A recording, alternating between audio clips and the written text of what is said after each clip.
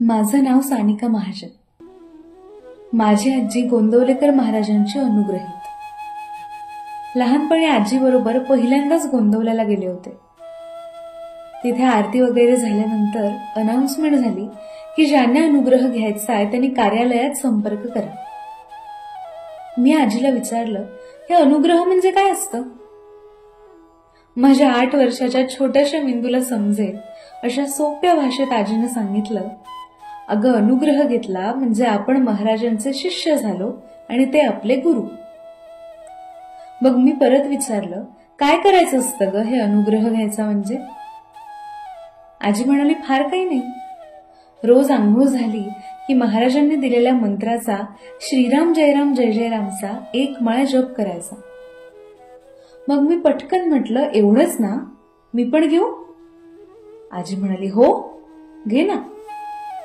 आणि अवघ्या 8व्या वर्षी जिथे अनुग्रह शब्दाचा अर्थही मला धड माहीत नव्हता, मी अनुग्रह घेतला।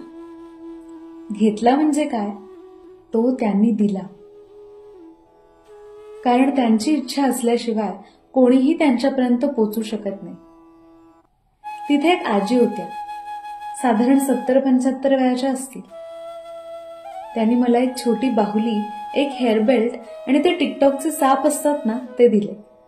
आता ह्यांनी हे मला का दिलं अशी शंकेची पाल माझ्या मनात सुकसुकायच्या आधीच त्या म्हणाल्या, हे तुझं कौतुक बरं का, इतक्या लहान वयात महाराजांनी तुला आपलंसं केलं आणि आम्हाला बघ 75 वर्ष गेली अनुग्रह मिळायला।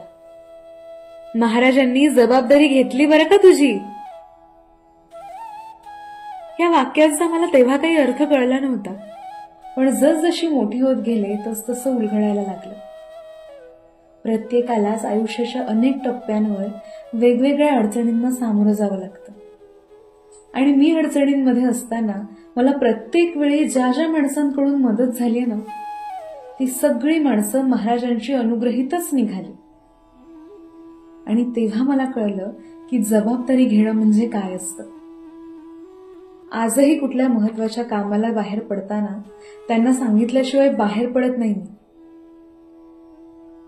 रात्री बिछाण्यावरती पडल्यानंतर आपल्या प्रापंचिकाच्या मनात अनेक शंका कुशंका, ताणतणाव, भविष्याची चिंता या सगळ्याचं वावटळ घिरट्या घालत असतं।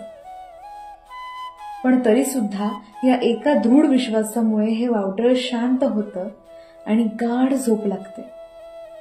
महाराज आहेत ना, सगळं सांभाळून घेतील। नाम सदा बोलावे, गावे भावे, जनासी सांगावे, हाची सुबोध गुरूंचा, नामा परतेन सत्य मानावे। नामात रंगुनिया व्यवहारी, सर्व भोग सेवावे, हाची सुबोध गुरूंचा, भोगा संगे कुठे न गुंतावे।